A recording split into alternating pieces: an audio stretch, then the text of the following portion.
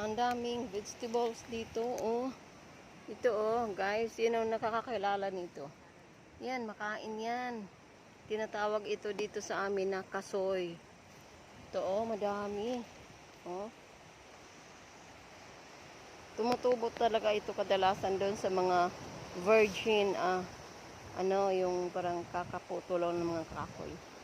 Yan, after putulin yan, putulan ng kahoy, ito, tutubo na mga ito, dami, oh. Meron pa dito, oh.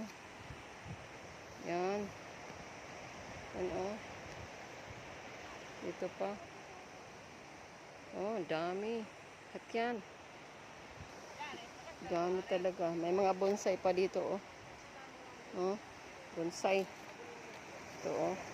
Ito yung binobonsai ng mga, kahoy. Yung first class. Yung tinatawag nilang bantigi.